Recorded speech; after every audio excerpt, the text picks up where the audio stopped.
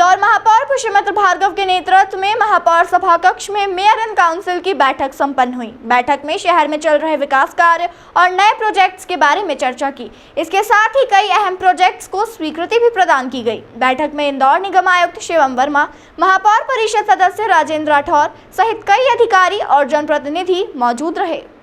बैठक में 450 करोड़ रुपयों से अधिक के 4 पैकेज के तहत शहर की 23 मास्टर प्लान की सड़कों के निर्माण हेतु कंसल्टेंट नियुक्ति के साथ ही निविदा आमंत्रण की स्वीकृति प्रदान की गई।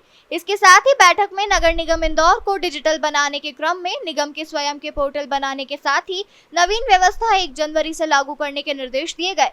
इसके साथ ही बाईपास के सर्विस रोड को 2 लेन के स्थान पर 4 लेन सर्विस रोड बनवाने हेतु शासन को प्रस्ताव भेजने की स्वीकृति प्रदान की गई। बैठक में 51 लाख पौधारोपण अभियान के तहत निगम स्तर से किए जाने वाले कार्यों के साथ ही पौधों की उपलब्धता और सामग्री के संबंध में भी स्वीकृति प्रदान की गई। नगर निगम इंदौर द्वारा पूर्व में MR3 रोड बनाने के प्रस्ताव को निरस्त करते हुए पुनः इंदौर विकास प्राधिकरण को MR3 रोड निर्माण के प्रस्ताव को मंजूरी प्रदान की गई। साथ ही सराफा चौपाटी के लिए गठित समिति से प्राप्त रिपोर्ट के आधार पर सराफा चौपाटी की सुरक्षा, सुंदरता और परंपरा को बनाए रखने पर भी चर्चा हुई। इसके साथ ही निगम द्वारा 6 मोक्ष रथ के संचालन के साथ ही इसके प्रचार प्रसार तथा उक्त मोक्ष रथ की सुविधा इंदौर 311 ऐप पर और टेलीफोन नंबर पर भी उपलब्ध कराने के संबंध निर्णय लिया गया। इसके साथ ही बैठक में अन्य विषयों पर भी चर्चा की गई। इंदौर से राजीव टाइम्स की रिपोर्ट। चुनाव आचार संहिता हटने के बाद पहली और बहुत महत्वपूर्ण MIC की बैठक आज करीब 4 घंटे लगातार चली है। मैराथन बैठक हुई। इसमें कई विषयों पर गंभीरता से चर्चा हुई। एक, भ्रष्टाचार के खिलाफ जीरो टॉलरेंस रहेगा और मध्य प्रदेश शासन ने जिन लोगों को स्थानांतरित किया है उनको तत्काल प्रभाव से पहले तो रिलीव किया जाएगा और ऑलरेडी FIR पुलिस में हो चुकी है। अभी तक जितने दोषी हैं वो गिरफ्तार भी हो गए हैं। आगे की कार्रवाई मध्य प्रदेश शासन की उच्च स्तरीय कमेटी के रिपोर्ट के आधार पर शासन भी लेगा और अगर कुछ उसमें नगर निगम पर स्तर करने की कार्रवाई होगी वो भी करेंगे। और ये एक तरीके से इतने समय से जो कुछ भ्रष्टाचार यहाँ व्याप्त था उसको समाप्त करने का भी इसमें प्रयास है। और भी कोई शिकायत आएगी तो उसकी जांच करके हम लगातार कार्रवाई कर रहे हैं। लेकिन ये सब ना हो इसके लिए डिजिटलाइजेशन ही एक रास्ता है, अकाउंटेबिलिटी रहे, ट्रांसपेरेंसी रहे। इसलिए हम प्रयास करेंगे कि 1 जनवरी से नगर निगम का डिजिटल पोर्टल ई-गवर्नेंस का, ई-फाइलिंग का, ग्रीवांस का और प्रॉपर्टी टैक्स कलेक्शन का हम शुरू कर दें, जिसमें देश भर के अनुभव के आधार पर हम काम करेंगे। नगर निगम की दृष्टि से जो एक बहुत महत्वपूर्ण सड़क MR3 हमने पहले बनाने का निर्णय लिया था बेटरमेंट टैक्स के आधार पर, वो कई कारणों से बन नहीं पाई।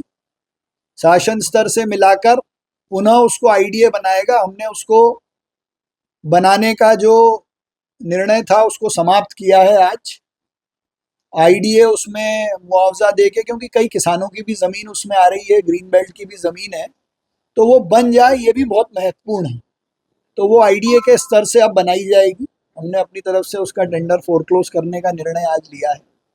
बाईपास का जो 4 लेन सर्विस रोड 4 लेन बनाने का निर्णय लिया है। 2 लेन हमने पहले बनाने का काम शुरू कर दिया था, अब उसको हम बंद करके 4 लेन 22.5 मीटर लैंड यूज चेंज कराकर लोगों की सहमति से उसको 4 लेन बनाने का काम का प्रस्ताव सरकार को भेजा है और उसमें कंसल्टेंट की रिपोर्ट के आधार पर हम आगे बढ़ेंगे। तो विषय ये है कि बाईपास का सर्विस लेन अब 4 लेन होगा।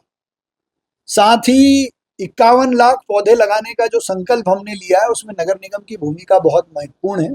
करीब 15 लाख से ज़्यादा पौधे हम लगाएंगे और शहर को संसाधन हम उपलब्ध कराएंगे। इसलिए वृक्षों की वार्षिक दर, संसाधनों की वार्षिक दर, उद्यान विभाग के लिए वन टाइम 11 JCB और 11 डंपर खरीदने के लिए भी प्रस्ताव पारित कर दिया है, ताकि उद्यान विभाग, उद्यानिका विभाग जो है वो हमारा मजबूत हो।